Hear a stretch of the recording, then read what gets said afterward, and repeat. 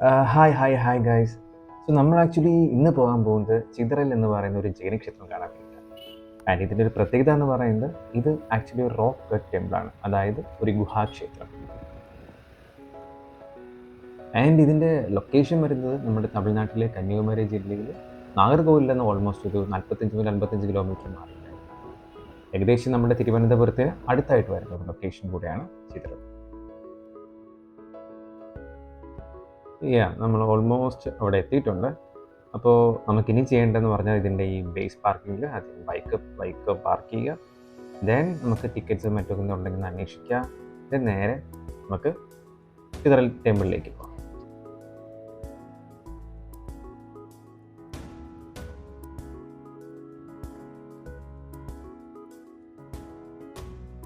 നമ്മളിപ്പോൾ ഇവിടെ ബൈക്കിൽ നിന്ന് പാർക്ക് ചെയ്തിട്ട് ഇറങ്ങിയിട്ടുണ്ട്. ഇവിടെ ടിക്കറ്റ് എടുക്കുന്ന കൗണ്ടർ എവിടെയാണെന്നൊന്ന് നോക്കട്ടെ.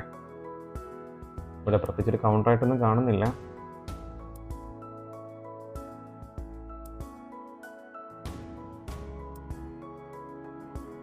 ഞാൻ ആ ഗേറ്റിൻ്റെ അടുത്തേക്ക് ചെന്നപ്പോൾ ഈ ഒരു ചെറിയ കടയിലുള്ള ചേച്ചിനെ വിളിച്ചായിരുന്നു. ഇവിടെ ആക്ച്വലി ഒരു ബൈക്കോ കാറോ പാർക്ക് ചെയ്യുന്നതിനൊരു പാർക്കിംഗ് ടിക്കറ്റ് മാത്രമേ ഉള്ളൂ. നമുക്ക് ഒരു സെപ്പറേറ്റ് ഒരു എൻട്രി ടിക്കറ്റ് എന്നൊരു സംഭവം ഇവിടെ ഇല്ലയെന്നാണ് എനിക്ക് അറിയാൻ കഴിഞ്ഞത്. അപ്പോൾ അവിടെ ഞാൻ ആ 10 രൂപ കൊടുത്തിട്ട് ബൈക്ക് പാർക്ക് ചെയ്ത് നേരെ അകത്തോട്ടേക്ക് ഇറങ്ങാം.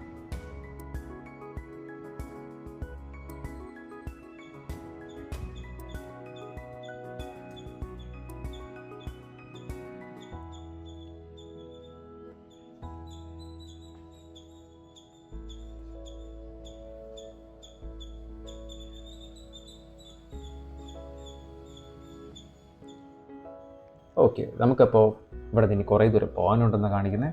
ഏകദേശം ഒരു 1 കിലോമീറ്റർ അടുപ്പിച്ച് നമുക്ക് ട്രക്കിംഗ് ഉണ്ട്. അപ്പോൾ നമുക്ക് ആ ടൈമിൽ ആദ്യം എന്താണ് ഇതിൻ്റെ പ്രത്യേകത എന്ന് നോക്കാം.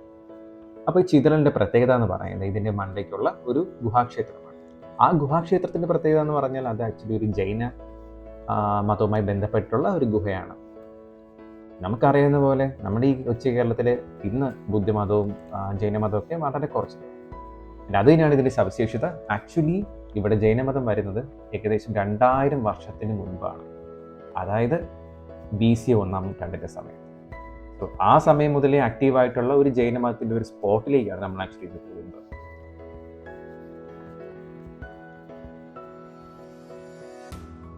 ആൻഡ് അതിനുശേഷം ഏകദേശം ഒരു 9-ാം നൂറ്റാണ്ടൊക്കെ ആയ സമയത്ത് നമ്മുടെ ഈ ഒരു തമിഴ്നാടിൻ്റെ ഭാഗങ്ങളൊക്കെ ഭരിച്ചിരുന്നത് നമ്മുടെ വിഴിഞ്ഞത്തുള്ള ആയി രാജവംശമായിരുന്നു. അപ്പോൾ അതിലൊരു പ്രധാനപ്പെട്ട രാജാവായിരുന്ന വിക്രമാദിത്യ വരഗുണൻ എന്ന് പറയുന്ന ഒരു രാജാവാണ് ഇവിടെ ജൈനന്മാർക്ക് വേണ്ടിയിട്ട് ഇങ്ങനെ ഒരു ചെറിയൊരു അമ്പലം സെറ്റപ്പ് ഒക്കെ ചെയ്തു കൊടുത്തത്.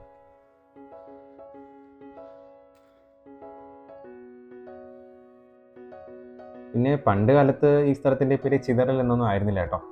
അന്ന് ഈ കുന്ന് അറിയപ്പെട്ടിരുന്നത് ചൊക്കന്തൂങ്ങി കുന്നുകൾ എന്നായിരുന്നു. ഈ ചൊക്കന്തൂങ്ങി എന്നൊക്കെ കേൾക്കാൻ മലയാളിക്ക് ഒരു തമാശ തോന്നുമെങ്കിലും ചൊക്കൻ എന്ന വാക്കിൻ്റെ ശരിക്കുമുള്ള പഴയ തമിഴിലെ അർത്ഥം എന്ന് പറയുന്നത് സുന്ദരനായവൻ എന്നാണ്. സുന്ദരനായവൻ മാത്രമല്ല, ശിവഭഗവാനും അവർ ചൊക്കൻ എന്നൊരു വാക്ക് ഉപയോഗിച്ചിരുന്നു. ചൊക്കനും തൊപ്പനും എന്ന് പറയുന്ന രീതിക്കൊക്കെ ഉപയോഗിച്ചിട്ടുണ്ടായിരുന്നു.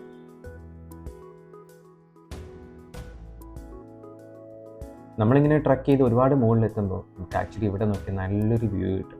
ഇവിടെ പേച്ചിപ്പാറ ഡാമിന് ചുറ്റുമുള്ള മലനിരകളും നാഗർകോവിലിൻ്റെ കുറേ മനോഹരമായ കാഴ്ചകൾ നമുക്ക് ഇവിടുന്ന് കാണാൻ പറ്റും.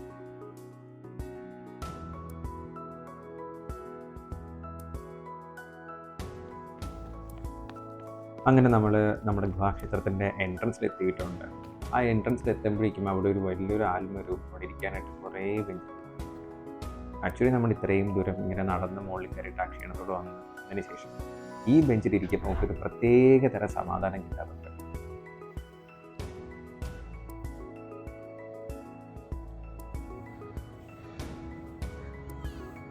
നമ്മൾ ആക്ച്വലി ഇപ്പോൾ അവിടെ നിന്ന് നേരെ കയറി ആ അമ്പലത്തിൻ്റെ മുകൾ ഭാഗത്തേക്ക് എത്തിയിട്ട് നമ്മൾ കയറിയതിൻ്റെ സൈഡിൽ കൂടെ വേറൊരു ചെറിയൊരു വഴിയുണ്ട്. അതുവഴി കയറിയാൽ നമുക്ക് നേരെ താഴേക്ക് ഇതിൻ്റെ ഫ്രണ്ടിലോട്ട് നമുക്ക് പോയെത്താം. നമുക്ക് ആദ്യം ജസ്റ്റ് ഒന്ന് ഈ വ്യൂ കണ്ടിട്ട് പെട്ടെന്ന് അങ്ങോട്ടേക്ക് പോകാം.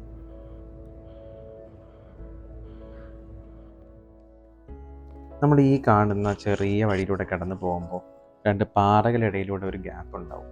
അതുവഴി നടന്ന് നേരെ ചെന്നെത്തുന്നതാണ് നമ്മുടെ അമ്പലത്തിൻ്റെ ഫ്രണ്ടിലേക്ക് പോകാനുള്ള പ്രധാന എൻട്രൻസ്.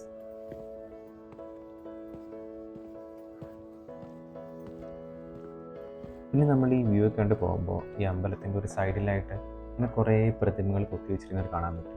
ഇതൊക്കെ ശരിക്കും പറഞ്ഞാൽ ജൈനന്മാരുമായിട്ട് ബന്ധപ്പെട്ടിട്ടുള്ള കുറേ പ്രതിമകളാണ്. ഇതിൽ കാണുന്ന പ്രധാനപ്പെട്ട 2 രൂപം എന്ന് പറഞ്ഞാൽ മഹാവീരനും പാർശ്വനാഥനുമാണ്. അവിടെ ആ ധ്യാനിച്ചു കൊണ്ടിരിക്കുന്നതായിട്ട് കാണിക്കപ്പെടുന്നതാണ് മഹാവീരനും. അതിൽ ആ തലയിൽ ചെറിയൊരു നാഗത്തിൻ്റെ ഒരു സിമ്പൽ കാണിച്ചിരിക്കുന്നതാണ് പാർശ്വനാഥൻ്റെ പ്രതിമകളെന്ന് പറയുന്നത്. അതിൻ്റെ കൂട്ടത്തിൽ കുറേ ഫീമെയിൽ ഡിവിനിറ്റീസ് എന്ന് പറയുന്ന രീതിക്കുള്ള കുറേ സ്ത്രീകളുടെ പ്രതിമകൾ കാണാൻ പറ്റും. നമ്മുടെ ഒരു ഇന്ത്യൻ സംസ്കാരത്തിൻ്റെ ഭാഗമായിട്ടുള്ള യക്ഷികൾ എന്ന് പറയുന്ന ഒരു ആൾക്കാരും, അതുപോലെ തന്നെ മറ്റ് ചില പത്മാവതി എന്നൊക്കെ പറയുന്ന രീതിക്കുള്ള ചില ആൾക്കാരുമാണ് അവിടെ പ്രധാനമായിട്ടും ആ ഒരു വിഗ്രഹങ്ങളിൽ കാണപ്പെടുന്നത്. പിന്നീട് ഏതാണ്ടൊരു 13-ാം നൂറ്റാണ്ടൊക്കെ ആകുന്നതോടുകൂടി ഈ സ്ഥലം ജൈനന്മാരുടെ ഒരു ഇൻഫ്ലുവൻസ് കുറയുകയും അതിന് പകരം ഇവിടെ ഒരു ഹിന്ദു ഇൻഫ്ലുവൻസ് കൂടുകയാണ് ചെയ്തത്. ഒരുപക്ഷെ ഇവിടെ ഉണ്ടായിരുന്ന ആ കൊത്തുപണികളിലെ ആ ഒരു ഫീമെയിൽ ഡിവിനിറ്റി, ആ യക്ഷികളുടെ കൊത്തുപണിയിൽ നിന്നൊക്കെ ആകാം. എന്തിനായാലും ഇവിടം ഒരു ദേവീ സങ്കല്പവുമായി ബന്ധപ്പെട്ട ഒരു ഹിന്ദു ആരാധനാലയമായി മാറുകയാണ് പിന്നീട് ചെയ്യുന്നത്. പിന്നീട് ഒരുപക്ഷെ ഇവിടെ ഉണ്ടായിരുന്ന കൊത്തുപണികൾ ആ ഒരു ദേവീ സങ്കല്പവുമായി ഒരു ചേർന്ന് നിൽക്കുന്നതായതുകൊണ്ടായിരിക്കാം ഇവിടെ ഉണ്ടായിരുന്ന വിഗ്രഹങ്ങളോ മറ്റൊന്നും തകർക്കപ്പെടുകയോ ഒന്നും ചെയ്യാതെ തന്നെ അതിനെ നല്ല രീതിക്ക് സംരക്ഷിച്ചു പോരുകയാണ് ചെയ്തത്. പിന്നീട് ഇതിൻ്റെ ആർക്കിടെക്ചറിലെ മറ്റൊരു സവിശേഷത എന്ന് പറയുന്നത് ഈ മലമുകളിലെ ഒരു ചെറിയ പാറക്കുളം കൂടെയാണ്. ഇവിടെ ഒരുപക്ഷെ ഇവർക്ക് ആവശ്യമായിരുന്ന വെള്ളം എടുക്കാനായിട്ട് സൃഷ്ടിച്ചൊരു സംഭവമായിരിക്കാം ഇത്. അതുപോലെ തന്നെ ഇതിനടുത്തായിട്ട് ഭട്ടെഴുത്ത് ഭാഷയിൽ പണ്ട് രാജാവ് എഴുതിയ ഒരു ആലേഖനവും കാണാൻ സാധിക്കുന്നത്. വെറും ഒരു ഗുഹാക്ഷേത്രമെന്നോ ജൈന മന്ദിരമോ എന്ന് പറയുന്നതിനേക്കാളും ഇതൊരു ചരിത്രം തന്നെയാണ് ചിന്തിക്കാൻ തെറ്റില്ല. കഴിഞ്ഞ 2000 വർഷത്തിനിടെ ഇവിടെ വന്നുപോയ ജൈനന്മാരും ശക്തി പ്രാപിച്ച ഹിന്ദു മതവും രാജാക്കന്മാരും സന്യാസിമാരും ഭക്തിയുടെ ഒരു വലിയ മാറ്റവും എല്ലാം നമുക്കിവിടെ കാണാൻ സാധിക്കും.